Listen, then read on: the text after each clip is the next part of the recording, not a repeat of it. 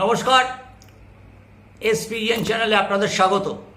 এই মুহূর্তে আমি আছি মোহনবাগান মাঠে। টিকিটের জন্য প্রচুর মানুষ এসেছেন, সদস্য সমর্থকরা এসেছেন।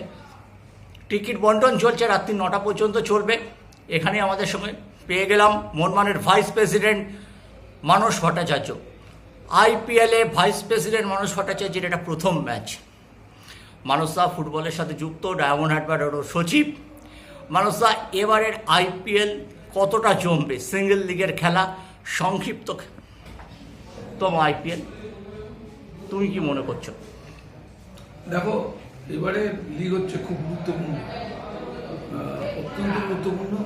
কারণ সিঙ্গেল লিগ, একটা ম্যাচে পদস্খলন ঘটা মানে কিছুটা পিছনে পড়ে যাবে।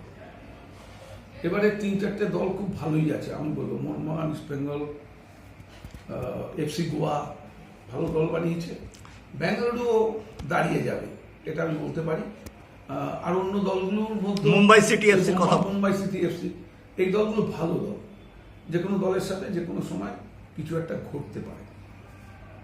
তবে আমি এটা বলতে পারি যে মোহনবাগানে খেলোয়াড়েরা কি কন্ডিশনে আছে, আমি প্র্যাকটিস দেখেছি এবং খেলোয়াড়দের কতগুলো প্রস্তুতি ম্যাচ তার রিপোর্ট আমরা যেভাবে পেয়েছি বা প্লেয়াররা চরমনে আছে। এখন দেখো, প্র্যাকটিস ম্যাচ আর রিয়েল ম্যাচের মধ্যে তফাৎ আছে। আমি খুব আশাবাদী আমার কোচকে নিয়ে। রোবেরা কোচটা কিন্তু খুব ভালো।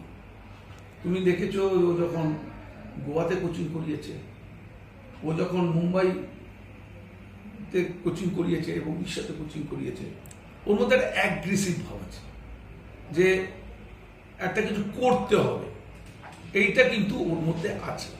যেটা আগে তোমার মালিনার ক্ষেত্রে আমি বলবো একটু সফট টাইপের কোচ ছিল মালিনা, আর একে যদি তুমি ধরো একটু অ্যাগ্রেসিভ টাইপের।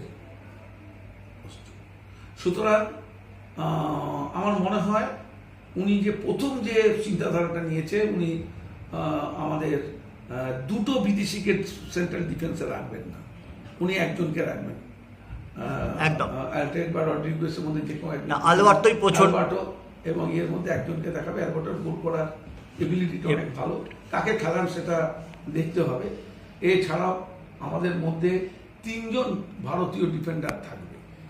আশিস নেই, ওই জায়গায় তিনি নতুন একজন খেলোয়াড়কে অভিষেককে খেলাবেন উনি, এবং এছাড়া সাবস্টিটিউট একজনকে নিয়ে এনে রেখেছে। আর আমাদের যে অময় রানাওয়াড়ে পুরনো প্লেয়ার, মনে খেলে গেছে আই লিগ, এবং বাঁদিকে আমাদের ক্যাপ্টেন সুভাশিস থেকে যাবে, ওই জায়গাটা ফিরিয়ে দিয়েছে। এবং সেখানে ফ্রন্ট সাইডে বিদেশি বাড়বে। রবসান তো খুব ভালো কন্ডিশনে রয়েছে। রবসান লেফট উইঙ্গার হিসেবে খেলবে। লিস্টনকে হয়তো ডান দিয়ে খেলাতে পারে, তবে মানবীরকে রাখতে হবে। মানবীরকে একদম রিজার্ভ বেঞ্চে বসিয়ে কিন্তু না, উনি পরিবর্তন হিসেবে হয়তো কামিংস আর মনবীরকে ব্যবহার না পরে দেখা যেতে পারে। প্রথম দিকে কিভাবে টিমটা করে সেটা হচ্ছে দেখার ব্যাপার। আপুইয়া তো থাকবে, আপুইয়া এবং থাপা হচ্ছে মিডল হাফ। থাপা দুজনে মিডল সেন্টার মিডফিল্ডে দুটো ভালো খেলোয়াড় রয়েছে। ওভারঅল মোহনবাগান ভালো জায়গায়। এরা ফেল করলে সাহালকে তৈরি রেখেছেন ওই পজিশনে। আমাদের রিজার্ভ বেঞ্চও ভালো। আমার মনে হয় কালকে ফেভারিট হয়েই মোহনবাগান নামবে। তবে ওদের কোচ তো একটা কথা বলেইছে, মোহনবাগান অনেক ভালো দল, ইয়ে দল। আর ফুটবলে সব সম্ভব, ফেভারিট সবসময় যে জিতবে এরকম না, সেটা আজকে বলেছেন ডেভিড, কেরালার কোচ প্রেস কনফারেন্সে এই কথাটা বলেছেন।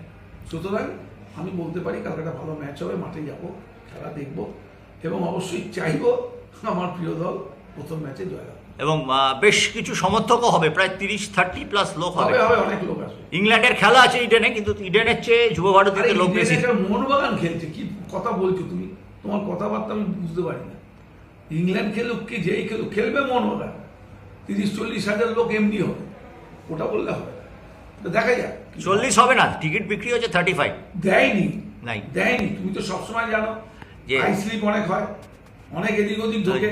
এ তো গড়ার মাঠে অভিজ্ঞতা আছে আমাদের বাবা। ইস্ট বেঙ্গলের একটা সেটব্যাক হয়ে গেল লিগটা শুরুর মুখে।